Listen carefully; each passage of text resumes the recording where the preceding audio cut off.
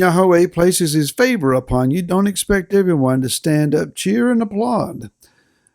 This Barry folks with 10-Minute Torah, day 5 of Vayetze, and he went. Let's go to Bereshit, or to Genesis chapter number 31. Verse 1 says, And he, that is Yaakov, heard the words of Laban's son, saying, Yaakov has taken away all that was our father's, and from what belonged to our father he has made all this wealth. Yaakov would look at the face of Laban and see that it was not toward him as before.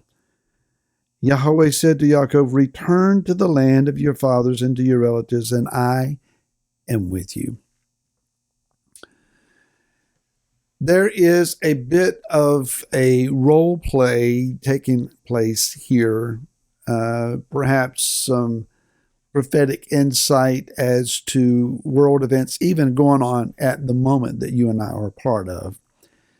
Some types and shadows being revealed. Obviously, we see Yaakov, who is to become Israel, as his family is growing and it's about to reach the place of 12 sons. And he is being refined. He is being pushed. And the scenario is, as we have read in the previous chapter, that he has separated the flocks. He's taken all that are spotted, mottled in any way, multicolored, striped, speckled, out of Laban's flocks, leaving only solid colors as Laban's possessions. And he's taken all of the misfits, if you will. He gives those into the hands of his sons. There's 3 days' journey away from him. And then he takes Laban's flocks, the all solid colors, and anything that is found to be speckled, spotted, mottled, etc., from that particular herd, that will be his pay.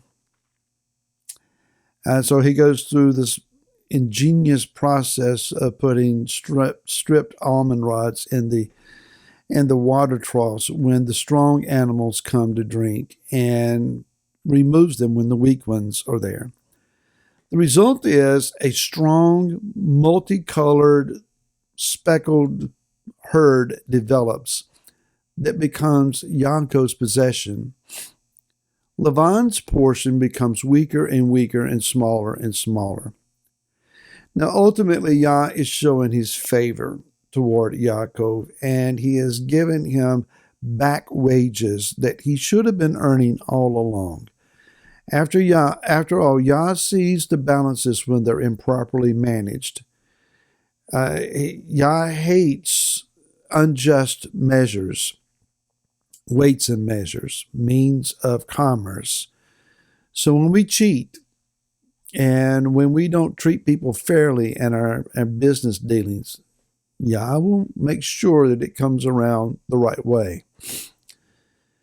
So, as it comes down to it, the sons of Laban are looking around and realizing the inheritance that they have been counting on is becoming greatly diminished. What they always just assumed would be theirs is no longer necessarily theirs. While Yaakov seems to be making out in very handsome fashion. The type and the shadow that we see here. Laban, his name means white. He is, and I'm going to try to tread carefully here. He is the shepherd's pastoral style leader, and it's not just in church systems, and it's in a lot of systems where you see someone like Yaakov who shows up empty-handed. There's no ketubah, there's no list of great possessions that are his an inheritance. He has the title, he has the Bekira, the blessing of the seed in the land, but he has no evidence to show for any of that. He works 7 years for one daughter, and he works another 7 years for another daughter, and now he's there a total of 20. There's about 6 years here where he's working for his own wages. And over that period of time, Laban has utilized him for his own personal benefit without really benefiting Yaakov at all. This is the spiritual leader who recognizes some young person comes in with obvious spiritual gifts, talents, and abilities, and they milk them for everything that they can get out of them to grow their own congregation, their own spiritual setting, for their own personal advancement. And they wear that one out and they go get another one. And it's happened countless times. And maybe some in the audience can raise your hand and say, yeah, been there and I've done that. Those that were counting on that system of being benefited by the next crop of young, talented, anointed individuals, they're looking around and saying, where did everybody go? There was a season where what we have come to call the Hebraic Roots movement community was seeing a large surge coming in, and some previous location pews and chairs were being emptied. It was a sense of competition. And while our particular ranks were maybe experiencing some growth, it's kind of looking over and saying, well, you should have treated us better. Yeah. But now we're seeing that same thing happen in our own congregations and so forth, because the lessons that we should have learned, maybe we didn't quite learn them so well. And maybe we ended up utilizing people for the growth of our own groups, even though numerically we have remained much smaller by average. Nevertheless, maybe we've exploited the anointing and the talent in the individuals. And Yah is saying to us, you didn't learn, and the Lavan that you were trying to get back at and that recover from, you became yourself. That's a hard pill to swallow. So when Yah sends individuals into our midst, when he partners us with those that have keen insight and a means of help and assistance, bless them, encourage them, pray over them, support them, love on them, and make sure that they're taken care of, because they're there for the benefit of the whole flock. Nevertheless, as we see that is going on here, the sons of Lavan, the sons of the system, the religious system, are realizing our numbers are falling. And instead of recognizing the system may be at fault, they blame the individuals. We can't fall prey to that. Don't allow that to take place in our midst.